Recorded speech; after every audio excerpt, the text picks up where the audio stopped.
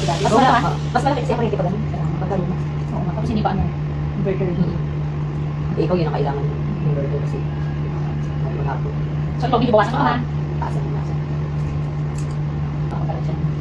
Pero ito hindi to barbers ha, ibuhok pa. Fashionista ka mo, ministro. Yung mga nasa yung anak mo. Nga eh, nakakatawa. Nakakatawa diba? Nabigla lang siya doon kasi yung isa niyang klase ang lakad. Ayaw nabigla. Tapos tinuro siya. Tinuro lang siya, this one. Hindi nga tumayo eh. Oh, ano din siya dito siya? O diba? Hindi kasi alam matutuyo. Pagka nagulat sa church, yan talaga. Sunday school kasi yan. Tutuyo kapag ang magulang. Hindi, dalawang klase pagtuturo eh. Action and ano diba? Nakikita na lang mo eh, oo. Pag narinig din niya, paano kami mag-pray? Kaya ano eh, alam hindi natutulungan na. Kaya kung ang loob ng family mo, hindi maganda yung ano. Ganun din yung anak mo. Sabi, hindi mo sa tinuruan, hindi ba? Tinuruan mo kaya? Nakikita sa yan.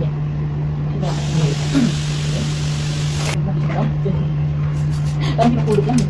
Ito lang sa dati. Yung nakaraan. Kaya ano, yun ang gusto matapos natin. Kasi nung nakaraan, isip dati ako nahiya ako. Kasi ang hinay, nagpupukpok dyan. Madumi. Eh okay naman sila kasi taga-magulog. Lalaki ko din ba nila? Kaya nga. Pero lang pupunta sila dito. May sabi kasi sila. Kaya mo kayong galing bahay. Hindi, wala ba doon mga NCT? Wala. NC ko lang yung lalaki, hindi naman advance kasi. Ano yun eh, na-stress sila. Na-stress sila sa mga talupa. Kasi araw-araw kasi, hindi ko nag-work sa Dubai. Kaya parang nakasawa sila kasi. Gusto na nila sila ng mas. Eh, nag-business sila. Bumili sila ng mga, sige, balik ang ganito, maganda. Pwede siya nag-siya, walang budol.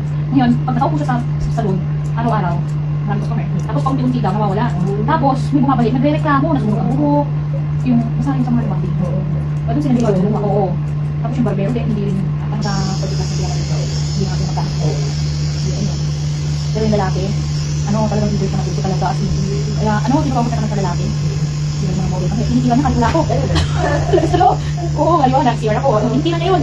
Tapos minsan hindi niya ako tinatawag, tinitilan na talaga. Pagpasok ko dito, may model pa pala sila. Kasi may mga model ako na. Oo, kasi dito siya. Oo, ang galing na, ngayon, nagugupit na siya eh. Oo. Ano talaga, sinatatawa na ako eh. Kasi sabi niya, ayusin mo na naman eh. Tapos pag magbiyansa siya. Kasi yung isa ka doon. Tapos pag nagkamali man, babayaran ko na. Aba, ngayon sabi eh. Fashionista ka na madam, hindi ka na dati na manang. Kasi pagka mga mabuo parang nakakaganda. Tapos ipit-ipit, headband pa. Kaya nga, nag-headband pa.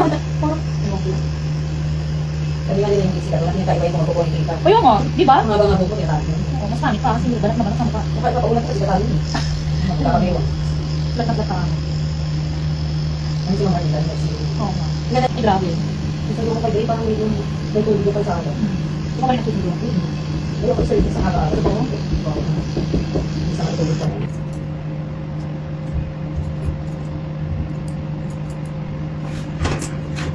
Kita na ng buko, may highlight sa harap. Bakit kaya dyan lang? Dahil sa puti. Kaya nga, dyan lang yung puti mo.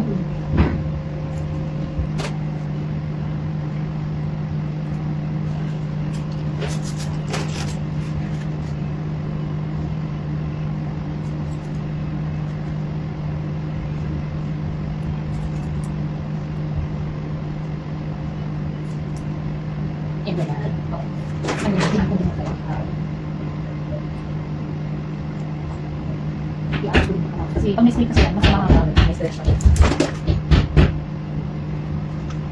Ano sa tingin mo dyan? Hindi ko naman layered? Oo, straight lang. Straight lang. Pero sumunod ako. Para kahit nahangin hindi siya excess na.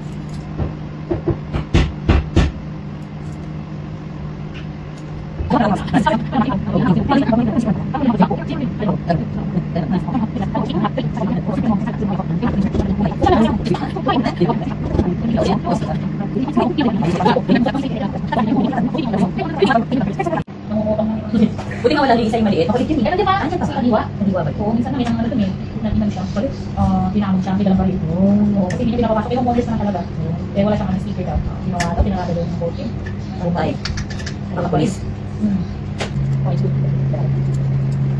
Wait ako. Wala sa akin. Yan.